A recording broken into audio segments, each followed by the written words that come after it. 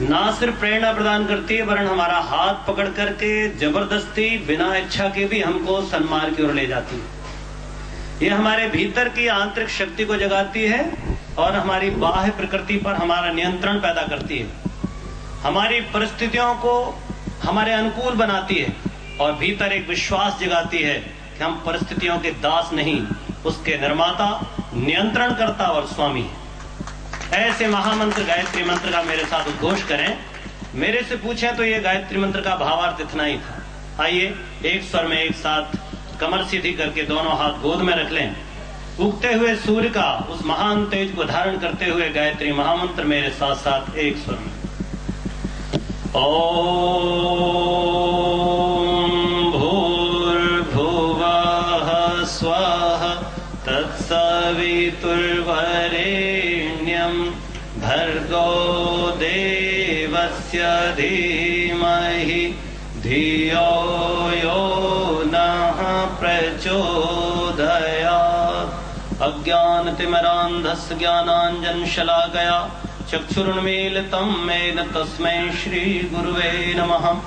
सूक्ष्म रूप में उपस्थित परम पूज्य गुरुदेव वंदनीय माता जी, जिनकी जन्म शताब्दी की पावन वेला में हम लोग 150वीं जन्म शताब्दी का आयोजन हो रहा है, ऐसे हमारी संस्कृति के प्रज्ञा पुरुष, हमारे सबके लिए मार्गदर्शन करने वाले, हम सबके आराध्य पूज्य स्वामी विवेकानंद जी, जिनकी सूक्ष्म उपस्थिति निश्चित रूप से हमारे बीच होगी, क्योंकि उन्होंने एक सपना देखा था कि ऐसे 100 बच्चे वो चाहते थे जिस दुनिया को बदलने की ताकत रखते हैं।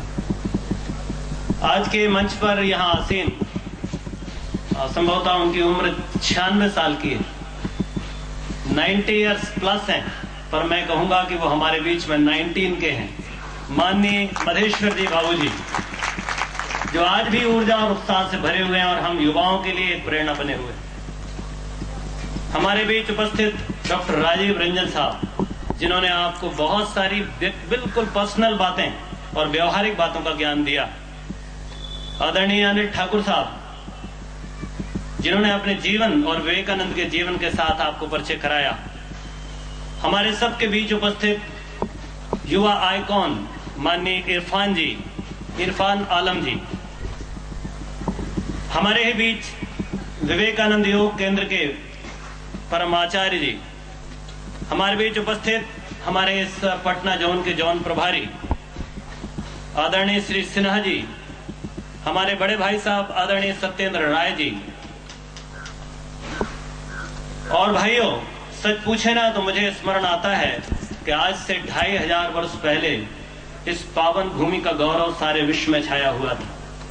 यहाँ का प्रकाश दुनिया के कोने कोने में फैल रहा था। एक बहुत शानदार 2 महाविद्यालय, विश्वविद्यालय यहाँ पर थे, नालंदा और तक्षशिला। उस नालंदा और तक्षशिला की भूमि से ज्ञान का प्रकाश दुनिया के कोने कोने तक जाता था। आप उसी पावन भूमि से यहाँ एकत्रित हैं। और मैं आपको बता दूं कि इस पावन भूमि से ही इस भारतवर्ष को स्वर्ण काल मिला था। आचार्य चाणक्य का जन्म यहाँ हुआ था। ढेर सारे आचार्यों ने यहां जन्म लिया। वैज्ञानिक और आध्यात्मिक सिद्धांतों की रचना की, राजनीतिक क्षेत्र में भारत का यशस्वी नाम किया। और भाइयों, इसी भूमि पर कुछ ऐसे भी हमारे नए भाई हैं, युवा साथी हैं, जिन्होंने उस पावन परंपरा को आगे बढ़ाया है। भाई मनीष जी और उनका ग्रुप, जिनने बाल संस्कारशाला के माध्यम से नालंदा और तक्षशिला के पवित्र ज्ञान को जन जन तक पहुंचाने का संकल्प कर रखा है। हमारे संचालक भाई उज्जवल जी, जो एक पत्रकार हैं और एक बहुत ही स्पष्ट सोच रखते हैं किसी भी विषय में। मैं सबको प्रणाम करते हुए अपनी बात शुरू करता हूं। भाइयों बहनों, ये परिवर्तन के महान क्षण हैं जब बिल्कुल दुनिया बदल रही है।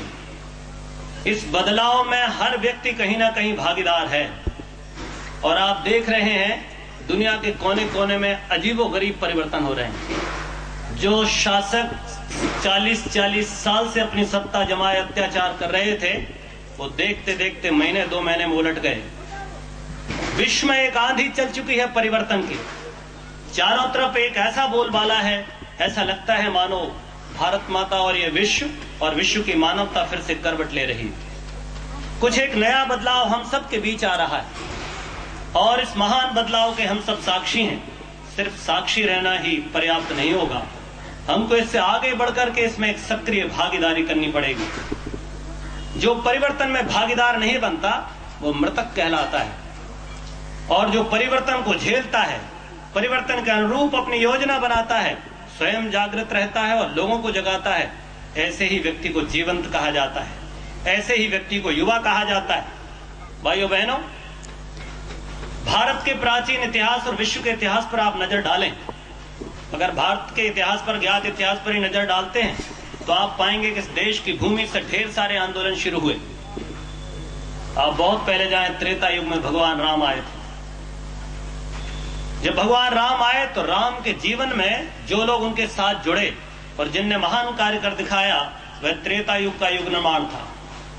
छोटे छोटे दबे और कुचले हुए लोगों को इकट्ठा करके एक महान ताकतवर एक राजा से लड़ाई की, रावण नाम के व्यक्ति को परास्त करके राम राज्य की स्थापना की। इस पूरे अभियान में अगर किसी ने शक्ति झोंकी थी तो इस देश का यौवन था। भगवान कृष्ण आए द्वापर में, कृष्ण के साथ संपूर्ण युवा अर्जुन और पांडव और ग्वाल वालों ने मिलकर के एक महान अभियान छेड़ा था। उन दिनों भी यौवन ही चमकता दिखाई दिया था। जब भगवान बुद्ध और महावीर आए तो कोई वृद्ध आदमी उनके अभियान को लेकर आगे नहीं बढ़ा। बुद्ध जब संदेश लेकर आगे बढ़े, 1 लाख भिक्षु तैयार किए गए और वो भिक्षु सारी दुनिया में फैल गए, सारी दुनिया में फैल गए। वो सारे यौवन से लदे हुए लोग थे। अभी कुछ ही समय पूर्व हमारे वरिष्ठ जानते हैं, एक स्वतंत्रता का महान आंदोलन प्रारंभ हुआ। उस आंदोलन में गांधी ने अगुआ बन के अपनी आगे मशाल थामी और गांधी के साथ जो लोग जुड़े वो सब यौवन से भरे हुए लोग थे। आज हमारे जिन भाइयों ने और इरफान जी जैसे लोगों ने जो संकल्प किया है, ऐसे ही स्वतंत्रता के आंदोलन में लोगों ने संकल्प किया था कि नौकरी नहीं करेंगे, वंदे मातरम का नारा लगाएंगे और फांसी पर चढ़ जाएंगे, इस देश को स्वतंत्रता दिलाएंगे। भाइयों बहनों, जब कभी भी कोई इतिहास में रचनात्मक और श्रेष्ठ काम, यौवन से भरा हुआ परिवर्तन का काम हुआ है, उस सारी योजना में पूरा का पूरा यौवन गर्म रक्त ही लगा है। कभी भी कोई मरे हुए लोग, दबे और कुचले हुए लोग, हताश और निराश लोग नहीं आए। इसलिए जब कभी भी चुनौतियों को स्वीकार करने की बात आई, इस यौवन ने ही आगे अपना सीना ताना, उसी ने अपने गले में फंदा लटकाया, वही क्रॉस पर लटक गया, कभी भी वो पीछे नहीं हटा। भाइयों बहनों, इसलिए आज हमारे सामने बहुत सारी महत्वपूर्ण बातें हैं। ये जो मैं आपको इतिहास बता रहा था, इन समय की अपनी चुनौतियां थी। जो लोग उनके साथ जुड़े वो धन्य हो गए। आज कोई कहे कि मैं, जैसा जवाहरलाल नेहरू जी ने अपनी वकालत छोड़ दी और गांधी के साथ चल पड़े, कोई आज कहे कि मैं भी वकालत छोड़ना चाहता हूं और मैं भी साहब वकालत छोड़ करके नेहरू बनना चाहता हूं, मुझे भी कोई आप स्वतंत्रता संग्राम सेनानी जैसा कोई वजीफा दीजिए, आज कोई देने को तैयार नहीं होगा। समय निकल गया मित्रों। राम के समय जिन लोगों ने अपना सब सर्वस्व न्यौछावर किया और राम के साथ चल पड़े, वो सब जाने जाते हैं। मैं आपसे पूछता हूं किसी भी भाई से कि कोई भी भाई हमारे किसी भी महापुरुष का, कोई फूफा जी का नाम, नाना जी का नाम, चाचा जी का नाम, बुआ जी का नाम, काका जी का नाम बताइए। हम में से कोई भी आदमी समर्थ नहीं होता। कोई राम के फूफा, नाना, मौसा को नहीं जानता। पर किसी से भी पूछो, आप अंगद को जानते हो, आप हनुमान को जानते हो, आप नेहरू को जानते हो, आप राजेंद्र प्रसाद को जानते हो, आप हर आदमी हाथ उठाकर कहेगा जरूर जानता हूं। जो राम का काम करता है, जो भगवान का काम करता है, वो पूजा जाता है, उसका नाम अमर हो जाता है। भाइयों, एक बार फिर से ऐसा समय आ गया है, ये काल चक्र घूम कर आया है, ये काल चक्र घूम कर आया है। इस बार भारतवर्ष फिर से केंद्र है। एक नई क्रांति, एक नया सृजन इस देश की भूमि से होने जा रहा है। और इस समय अगर हम चूक गए तो हमारा नाम इतिहास में कभी पढ़ा नहीं जाएगा। यदि हम चाहते हैं, जैसा भी भाई ने आपको एक शेर सुनाया था, एक कविता की पंक्ति सुनाई थी कि आप इतिहास बदल सकते हो, इतिहास में अपना नाम अमिट कर सकते हो। अगर ऐसा करना चाहते हो तो ठीक और ठीक यही समय है। क्यों? आप सबके सामने एक और दृश्य मैं रखता हूं। आप देखें, इन दिनों हमारे सामने दो संदर्भ दिखाई देते हैं। हम लोग एक बड़ा आंदोलन चला रहे हैं पूरे देश में, यौवन को झकझोरने का आंदोलन है, यौवन को संभालने सजाने का आंदोलन है, यौवन को संगठित करने का आंदोलन है और इस संगठित गर्म रक्त को किसी राष्ट्र निर्माण के महान अभियान में जुटा देने का कार्यक्रम। भाइयों, आपके सामने दो संदर्भ दिखाई देते हैं। एक हमारा देश का संदर्भ है, राष्ट्र का, और एक संदर्भ है विश्व का। यह वैश्विक संदर्भ इसलिए आवश्यक है कि जब कभी भी दुनिया में मनुष्यता लड़खड़ाई है, जब कभी भी कोई भी समय रहा हो, इस भारत भूमि से ही कोई ना कोई एक मत वाला खड़ा हुआ है और उसने दुनिया को दिशा दी है। जब मनुष्यता अपने लक्ष्य को पाने में असमर्थ रही है, तभी यहां से कोई ज्ञान का सूरज उगा है। और जब कभी कोई असहाय दिखाई दिया है, तभी यहां सोने की चिड़िया भारत ने उसका भरपूर योगदान दिया है। भाइयों, आज फिर वैसा ही समय है। आज दुनिया के परिदृश्य को आप देखें तो हमारे डॉक्टर साहब बोल रहे थे कि ये दुनिया बूढ़ी हो रही है। चाइना बूढ़ा हो रहा है, रशिया बूढ़ा हो रहा है, जापान बूढ़ा हो रहा है, ब्रिटेन बूढ़ा हो रहा है, अमेरिका बूढ़ा हो गया है और भारतवर्ष जवान है। इसका यौवन और निरंतर खिल रहा है। मैं थोड़ी सी बात उनकी बात में जोड़ूंगा। अभी 2011 की जनगणना आई, उस जनगणना के आंकड़ों को आप देखिए। हमारे भारतवर्ष में 0 से लेकर के 35 एज के लोग 65% है। 65% यहां यौवन है। हमारे देश में 91 करोड़ लोग वर्क फोर्स में काम करने वाले लोग, किसी बड़े बड़े देश की जनसंख्या से कई गुना। और हर वर्ष हमारे देश में करोड़ों लोग इस वर्क फोर्स में जुड़ते चले जा रहे हैं। ये यौवन खिला हुआ है देश का, और विश्लेषक कह रहे हैं कि आने वाले 2050 तक भारत का यौवन खिलता रहेगा। ये भारत बूढ़ा होने वाला नहीं। तो भाइयों, जब कभी भी कोई बूढ़ा हो जाता है तो किसी जवान आदमी का हाथ पकड़ता है, सहारा मांगता है, आशा करता है। ये बूढ़ा हुआ विश्व और इस भूमंडल की इस छाती पर सबसे जवान देश भारत, और यहाँ का मूल्यों से, आदर्शों से सजा हुआ यौवन ही सबके लिए आशा का केंद्र है। सारी दुनिया के लिए आशा का केंद्र है। जापान बूढ़ा होगा तो जापान की टेक्नोलॉजी, जापान का शिक्षा, जापान की चिकित्सा, जापान की कृषि, जापान का उद्योग, जापान का व्यापार कौन चलाएगा? लोग अपेक्षा करेंगे भारत के सजे हुए यौवन के लोग आए और हमारे देश के चक्के को, प्रगति के चक्के को आगे बढ़ाएं। वो समय दूर नहीं मित्रों, जब ठीक कुछ ही समय बाद, कुछ ही वर्षों में भारत एक अद्भुत शक्ति के साथ खड़ा होगा। हमारे अभी भूतपूर्व राष्ट्रपति माननीय एपीजे अब्दुल कलाम साहब ने एक नारा रखा था, विजन 2020। बहुत लंबी बात नहीं कि उन्होंने कहा 2020 में ही भारत दुनिया का सिरमौर होगा, और इसका सारा गणित उन्होंने प्रस्तुत किया। भाइयों, हमारे सामने बहुत बड़ी चुनौती है। आज तो हम जिस दृष्टि से देखे जा रहे हैं वो बड़ी है। आपको विश्वास नहीं होगा, मेरे एक मित्र अमेरिका में है, वो लौट कर आए भारत में। मुझसे एक प्रश्न, उन्होंने एक बड़ी अच्छी बात कही। हम लोग साथ साथ ट्रेवल कर रहे थे। उन्होंने कहा बड़ा दुख होता है कभी कभी, मैं एक बिल्डिंग के नीचे खड़ा था, एक अमेरिकन आया, मैं किसी का इंतजार कर रहा था, मैं किसी सेमिनार में गया हुआ था, मैं नीचे बिल्डिंग के नीचे इंतजार कर रहा था, तभी एक अमेरिकन आया और अमेरिकन आदमी ने मेरे से कहा, ये तुम $2 दूंगा, ये मेरा सामान ऊपर पहुंचा दो। Just you imagine my dear friend, हमारे साथ क्या सोच है एक सस्ते लेबर का, एक सस्ते मजदूर की छवि हमने बना रखी। हम लोग जाते हैं पैसे के लालच में विदेश हर वर्ष, जिसे लोग ब्रेन ड्रेन कह रहे हैं, ये सच में दुखदाई है। पर इस ब्रेन ड्रेन का एक और पॉजिटिव पक्ष हो सकता है। हम इस आंदोलन को उस पक्ष के साथ जोड़कर चल रहे हैं। ये जो सस्ते लेबर के रूप में हमारी पहचान बन गई है, इसको मेटना होगा मित्रों, बिल्कुल पहुंच कर फेंकना होगा। हमारे माथे पे लगी हुई इस कीचड़ को झड़ाना होगा हम सबको मिलकर। क्या आदर्श होगा हमारा? अगर देश इस विश्व की गति को, चक्के को गति देने वाला मसल पावर चाहिए कि भारत से जाएगा, परंतु सस्ते लेबर के रूप में नहीं, एक संस्कृति से, सभ्यता से, आदर्शों से, मूल्यों से सजा हुआ यौवन जाएगा मित्रों। जिस दिन इस मूल्यों से सजा हुआ यौवन विदेश में जाएगा, तब वो क्रांति खड़ी करेगा विवेकानंद जैसी। ये था यौवन हमारा, ये हमारा आइकॉन है जो मूल्यों से, वैल्यूज से सजा हुआ था। दुनिया को अपने चरणों में झुका लिया उसने। आप जाएं विदेश, कोई गम नहीं। इस देश का तो एक कार्य रहा है मित्रों, निज निज चरित्रेण शिक्षरेण पृथिव्याम सर्व मानवा। सारी दुनिया के भूमंडल के कोने कोने तक यहाँ के आचार्य जाते रहे, ज्ञान का प्रचार प्रसार करते रहे। ये ब्रेन ड्रेन नहीं है। ये ब्रेन ड्रेन नहीं है, ये संस्कृति का संक्रमण है, दिग्विजय है मित्रों। आप जाइए एक सजे हुए मूल्यों के व्यक्ति बनकर, आप जाइए संस्कृति के एम्बेसडर बनकर, जैसे विवेकानंद गए थे। इस बात में गौरव होगा आपका, ये देश गौरव करेगा, ये मनुष्यता गौरव करेगी जब हम किसी संस्कृति को लेकर के जाते हैं। संस्कृति से आशय मेरा किसी धर्म विशेष से नहीं, ये इस मिट्टी की गंध है, इस गंगा का जल है, यहाँ के हरे भरे विंध्याचल और हिमाचल की वादियां हैं हमारी संस्कृति। हमारी संस्कृति हमारी रगों में बहता हुआ खून है। ये हमारे मूल्य हैं मित्रों, ये हमारा आदर्श है मित्रों, ये हमारे सिद्धांत हैं जिनके लिए हम जीते मरते रहे। ये हमारे त्याग की भावना है जो हमको सर्वोपरि बनाती रही।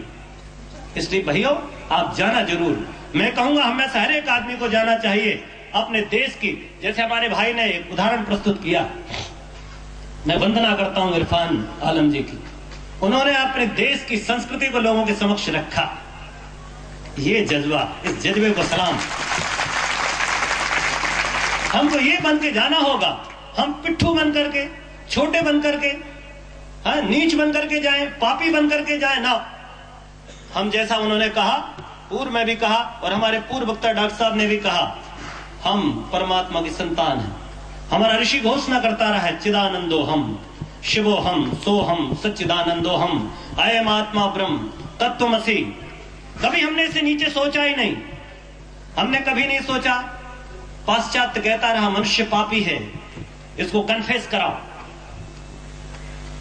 हमने कभी नहीं कहा, हमने कहा मनुष्य परमात्मा की विशुद्ध चेतना है। विवेकानंद जी ने कहा कि ये भगवान की अव्यक्त सत्ता है जीव, हर मनुष्य, और हर मनुष्य का यह दायित्व है कि वो अपनी बाह्य और आंतरिक प्रकृति को अपने वश में करे और अपने उत्थान और लक्ष्य को प्राप्त करे। तभी कठोपनिषद का वाक्य जो उन्होंने कहा था डॉक्टर साहब ने, उसने कहा तत्वमसि, तुम वही हो जो परमात्मा है। उत्तिष्ठत जागृत प्राप्य वरान्य बोधत। रे मनुष्यों, रे भारतीयों, उठो और अपने अभीष्ट को प्राप्त करो। तुम परमात्मा की औलाद हो, तुम ऋषियों की संतान हो, तुम किसी जानवर से उठे हुए नहीं हो। जैसा डार्विन कह गया और हमने मान लिया कि मनुष्य हमारा पूर्वज बंदर था, हम बंदर की औलाद हैं। हम में से कोई भी आदमी इस बात को स्वीकार नहीं करता, भारतीय मानस कभी स्वीकार नहीं करता। हमने ये कहा है हम ऋषियों की संतानें हैं, हम भगवान के पुत्र हैं, राजकुमार हैं। इसलिए भाइयों बहनों, हम सबको मिलकर के एक महान संकल्प करना होगा कि हम आखिर इन सब के साथ में क्या करें, कैसे हम आगे बढ़ें। हमारा एक ही नारा है, हम कहते हैं युवा जागरण बनाम राष्ट्र जागरण। युवा जागरण बनाम राष्ट्र जागरण, इससे नीचे की कोई बात नहीं। मैं नहीं कहता कि आप जाग जाएं और सिर्फ आप अपना पेट भर लें, अपनी जेब भरें, लोगों की जेब काटें ना। युवा जागरण उस स्तर पर जिससे राष्ट्र जागरण संभव है। इस देश की कोई पूंजी है, आप जिस क्षेत्र में रहते हैं, हो सकता है यहाँ लोहा बहुत होता हो, कोयला बहुत होता हो, गंगा आपके पास बहती है, गंगा का पानी बहुत हो। हमारे देश में नदियां बड़ी बड़ी बहती हैं। ये हमारे संसाधनों की बात कहती है कि लोग हमारे यहाँ 33% वन थे इस देश में। आज भले हमारी दुर्गति है, नंगे पहाड़ और सूखती हुई नदियां हमको कराह कराह कर, चिल्ला चिल्ला कर बुला रही हैं, हमारे यौवन को बुला रही हैं। परंतु मित्रों, अगर इनसे भी बड़ी कोई संपदा है इस देश की, तो इस देश का नागरिक है, इस देश का यौवन है, जो 65%। हमारे यहाँ 25 साल तक की उम्र के लोग 50%, 50% लोग 25 साल तक के हैं, एकदम कड़क, जिनकी भुजाओं में जिनके पैक्स दिखाई देते हैं, जिनके बाजुओं में जो है ना गिठले निकलते हैं, ऐसे 25 साल तक का यौवन हमारे यहाँ 50%। तो मैं आपसे निवेदन कर रहा था कि हम सबको विचार करना होगा कि हम युवा जागरण से राष्ट्र जागरण करना चाहते हैं, तो कैसे करेंगे इसको, क्या करना होगा हमको, कौन सी योजना बनानी होगी, इस बात पर भी विचार करना बहुत जरूरी हो गया। हमारा राष्ट्र किस तरह सबल बन सकता है। मैं आपसे एक ही निवेदन करूंगा कि आप अपने यौवन को जगाइए। 96-90 साल के बैठे हुए बाबूजी, इनका उत्साह से भरा हुआ जीवन, आज भी सुबह 5 किलोमीटर घूमने जाते हैं, और एक 19 साल का उदास, हताश, निराश व्यक्ति, बताओ किसको युवा कहेंगे? क्या उस निराशा, हताशा से डूबे हुए आदमी को, 19 साल के को, या 90 साल के उस आदमी को जो आज भी ऊर्जा से, उमंग से भरा हुआ है? इसलिए भाइयों, एक चीज हम बहुत महत्वपूर्ण है कि हमारा एक नारा है पहला, कि स्वस्थ युवक तो सबल राष्ट्र बनेगा। अपने यौवन को जगाइए, अपनी आंतरिक व बाह्य प्रकृति को अपने बस में कीजिए। थोड़ा सा जैसा विवेकानंद कहते थे कि बजाय किसी मंदिर में ध्यान लगा के फुटबॉल खेलने जाओ, यौवन को जरूरत है, इस देश को जरूरत है मसल पावर की। तो हम सबको विचार करना होगा, यदि हम देश को आगे बढ़ाना चाहते हैं तो पहले हम सबल बने, हम स्वयं अपने स्वास्थ्य को ठीक करें, स्वस्थ बनाएं। डॉक्टर साहब ने बहुत सारे नुस्खे आपको बताए और विवेकानंद के चेहरे की चमक भी आपकी तरफ उनने मोड़ी थी। मैं आपसे कहूंगा कि हम में से हर एक आदमी इस तरह का व्यक्ति बने, अपने व्यक्तित्व को ऐसा आकर्षक बनाए कि बस उसको देखते ही लगे कि ये यौवन है। तो भाइयों, अपने स्वास्थ्य की रक्षा करो, योग करो, प्राणायाम करो, ध्यान करो, परिश्रम करो, जिससे कि हमारा यौवन खिल पड़े, तब जाकर के हमारा देश सबल राष्ट्र बनेगा। दूसरी और महत्वपूर्ण बात आती है कि हम अपने देश को, हमेशा हर आदमी ये चाहता है कि मेरा देश संपन्न बन जाए, जैसा पूर्व में भारत था। तो हमको क्या करना होगा? एक संपन्न देश बनाने के लिए स्वावलंबी बनाना होगा। बैसाखियों पर खड़े होना छोड़ दो। हमारे सामने दो आइकॉन हैं, इरफान साहब हैं, हमारे मनीष जी हैं, और भी आपके बीच में ऐसे ढेर सारे लोग बैठे हैं। इस पटना की भूमि से ढेर सारे ऐसे लोग हैं जिनने नौकरी को, बैसाखियों को नहीं पकड़ा, जिसकी की गुलामी स्वीकार नहीं की। ये MBA के छात्र हैं, परंतु इनने किसी मल्टीनेशनल की गुलामी करना स्वीकार नहीं किया जो आपका शोषण करता, वरन अपने पैर पर खड़े हो गए। जो ऐसे स्वावलंबी लोग हैं, जो अपना काम खुद करने की सामर्थ्य रखते हैं, ऐसे ही लोगों से देश संपन्न बना है। इसलिए स्वावलंबी युवक बनाम संपन्न राष्ट्र।